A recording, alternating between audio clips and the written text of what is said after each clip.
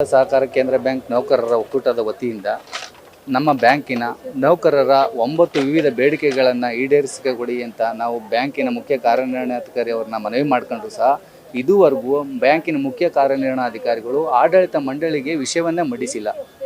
ಈ ಕಾರಣದಿಂದ ನಾವು ನಮ್ಮ ಸರ್ಕಾರದ ಸಹಕಾರ ಇಲಾಖೆ ಹಾಗೂ ಮುಖ್ಯ ಕಾರ್ಯದರ್ಶಿಯವರಿಗೆ ಹಾಗೂ ಮುಖ್ಯಮಂತ್ರಿಗಳ ಕಾರ್ಯಾಲಯಕ್ಕೆ ಮನವಿ ಮಾಡ್ಕೊಂಡಿದ್ರು ಸಹ ನಮ್ಮ ಯಾವುದೇ ಬೇಡಿಕೆಗಳು ಈಡೇರದ ಕಾರಣ ನಾವು ಪ್ರತಿಭಟನೆ ಹಮ್ಮಿಕೊಳ್ತೀವಿ ಅಂತ ಮನವಿ ಮಾಡ್ಕೊಂಡಿದ್ವು. ಈ ಸಂಬಂಧವಾಗಿ ನಮ್ಮ ಜಿಲ್ಲಾ ಉಸ್ತುವಾರಿ ಸಚಿವರಾದ ಶ್ರೀ ಚೆಲುವರಾಯಸ್ವಾಮಿ ಅವರು ಹಾಗೂ ನಮ್ಮ ಬ್ಯಾಂಕಿನ ನಮ್ಮ ನಿರ್ದೇಶಕರಾದ PM ನರೇಂದ್ರ ಸ್ವಾಮಿ ಅವರು ಸಹ ಮಧ್ಯಸ್ಥಿಕೆ ವಹಿಸಿ ನೀವು ಸ್ಟ್ರೈಕ್ನ ವಾಪಸ್ ತಗೊಳ್ಳಿ, ನಿಮ್ಮ ಬೇಡಿಕೆಗಳನ್ನು ಮಾರ್ಚ್ 8ರವರೆಗೆ ನಾವು ಈಡೇರಿಸ್ಕೊಡ್ತೀವಿ ಅಂತ ಭರವಸೆ ನೀಡಿದರು. ಆದರೆ ಇಲ್ಲಿವರೆಗೂ ಸಹ ಯಾವುದೇ ಬೇಡಿಕೆಗಳು ಈಡೇರಿಸೋದ ಕಾರಣ ನಮ್ಮ ಆಡಳಿತ ಮಂಡಳಿಯವ್ರಿಗೆ ಮತ್ತೊಮ್ಮೆ ಮನವಿ ಮಾಡ್ಕೊಂಡು ಆದರೂ ಸಹ ಅವರು ಬರೀ ಕೇವಲ ಭರವಸೆ ಮೂಲಕ ಭರವಸೆ ಈಡೇರಿಸ್ತೀವಿ ಅಂತಂದ್ರು ಹೊರತು ಯಾವುದೇ ಭರವಸೆಗಳು ಈಡೇರಲಿಲ್ಲ. ಆ ಕಾರಣದಿಂದ ನಾವು ಇಂದು ಬೀದಿಗಿಳಿದು ಪ್ರತಿಭಟನೆ ಮಾಡ್ತಾಯಿದ್ದೀವಿ. ಇನ್ನು ಮುಂದೆ ಆದಷ್ಟು ಬೇಗ ನಮ್ಮ ಆಡಳಿತ ಮಂಡಳಿಯವರು ನಮ್ಮ ಬೇಡಿಕೆಗಳನ್ನು ಈಡೇರಿಸಿ ನಮ್ಮ ಮುಷ್ಕರವನ್ನು ವಾಪಸ್ ಪಡೆಯೋಕ್ಕೆ ಅವಕಾಶ ಮಾಡಿಕೊಡ್ಬೇಕು ಅಂತ ಈ ಮೂಲಕ ಅವ್ರಿಗೆ ಒತ್ತಾಯಪಡಿಸ್ತಾ ಇದ್ದೀನಿ. ನನ್ನ ಹೆಸರು ಬೊಮ್ಮೇಗೌಡ, ನಮ್ಮ ಒಕ್ಕೂಟ ಜಂಟಿ ಕಾರ್ಯದರ್ಶಿಯಾಗಿ ಕೆಲಸ ಮಾಡ್ತಾಯಿದ್ದೀನಿ. ಬೇಡಿಕೆಗಳು 9 ಬೇಡಿಕೆಗಳನ್ನ ನಾವು ಆಡಳಿತ ಮಂಡಳಿ ಮುಂದೆ ಇಟ್ಟಿದ್ದೀವಿ. ನಾವು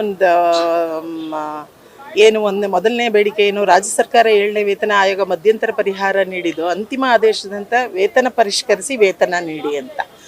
ಸೊ ಜುಲೈ 23ರಿಂದ ಡಿಸೆಂಬರ್ 23ರವರೆಗೆ ತಡೆ ಹಿಡಿದಿರೋ 6 ತಿಂಗಳು ತುಟ್ಟಿ ಭತ್ಯೆ ನೀಡಿ ಅಂತ. 2023-24ನೇ ಸಾಲಿನ ಬೋನಸ್ ಎಕ್ಸ್ಗ್ರೇಷಿಯಾ ಕೊಡಿ ಅಂತ ಕೇಳ್ತಾ ಇದ್ದೀವಿ. ಆಮೇಲೆ ನಾವು ಏನು ನೌಕರರ ಸಾಲಗಳ ಮೇಲೆ 2024 ಏಪ್ರಿಲ್ನಿಂದ ಹೆಚ್ಚಳ ಮಾಡಿರೋ ಬಡ್ಡಿ ದರನ ರದ್ದುಪಡಿಸಿ ಈ ಹಿಂದೆ ನೌಕರರಿಗೆ ಏನು ಹಳೆ ಬಡ್ಡಿ ದರ ಇತ್ತು ಅದನ್ನೇ ಮುಂದುವರಿಸುವಂತೆ ಕಡಿಮೆ ಮಾಡೋದು ಅಂತ. ಆಮೇಲೆ ನೌಕರರ ವರ್ಗಾವಣೆ ಕೌನ್ಸಿಲಿಂಗು ಮತ್ತು ನೌಕರರು ನೀಡುವ 3 ಶಾಖೆಗಳಲ್ಲಿ ಅವ್ರ ಚಾಯ್ಸ್ಗೆ ಬಿಟ್ಕೊಟ್ಟು ಅವ್ರು ಯಾವ ಶಾಖೆಯಲ್ಲಿ ಕೆಲಸ ಮಾಡ್ತೀನಿ ಅಂತಾರೆ ಆ ಶಾಖೆಯಲ್ಲಿ ಕೆಲಸ ಮಾಡೋಕ್ಕೆ ಅವಕಾಶ ಮಾಡಿಕೊಡಿ ಅಂತ.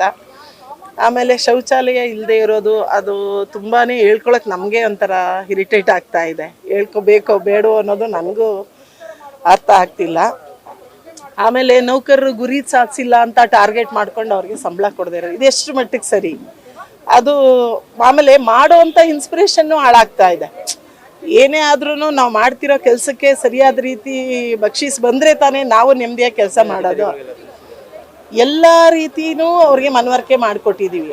ಆದರೂ ಅವ್ರು ಹೇಳೋದೇ ಅಂಕಿತ, ಅವ್ರು ಮಾಡೋದೇ ರೂಲ್ಸು, ಅವ್ರು ಹೇಳೋದೇ ಇದು ಅನ್ನೋ ರೀತಿ ಅವರು ವರ್ತಿಸ್ತಿದ್ದಾರೆ. ಆಮೇಲೆ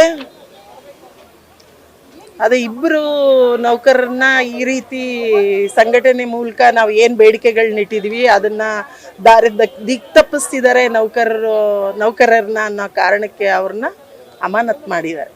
ಆ ಅಮಾನತನ್ನ ವಾಪಸ್ಸು ಅವರು ಮತ್ತೆ ಕೆಲಸಕ್ಕೆ ಹಾಜರಾಗೋ ಹಾಗೆ ನಮಗೆ ಆದೇಶ ಕೊಡಿ ಅಂತ ರಿಕ್ವೆಸ್ಟ್ ಮಾಡ್ತಾರೆ.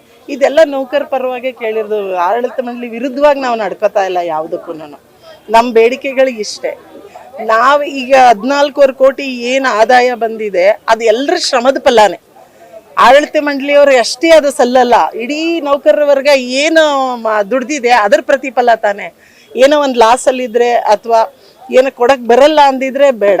ಯಾಕಂದರೆ ಇದು 60-70 ವರ್ಷದ ಇತಿಹಾಸ ಇರೋದ್ರಿಂದ ಇಲ್ಲಿವರೆಗೂ ಯಾವುದೇ ಥರದ ಪ್ರತಿಭಟನೆ ನಡೆದಿಲ್ಲ, ಯಾವುದೇ ಥರದ ಗಲಾಟೆಗಳು ಯಾವುದೂ ನಡೆದಿಲ್ಲ. ಹಾಗಾಗಿ ತಾವು ದಯಮಾಡಿ ಆಡಳಿತ ಮಂಡಳಿಯವರು ನಮ್ಮೆಲ್ಲರ ಮನವಿನ ಪುರಸ್ಕರಿಸಿ ನಾವು ನಮ್ಮ ಶಕ್ತಿ ಮೀರಿ ಹೋರಾಟ ಕೊಟ್ಟು ಶಾಂತಿಯುತವಾಗೇ ನಡಿಬೇಕು.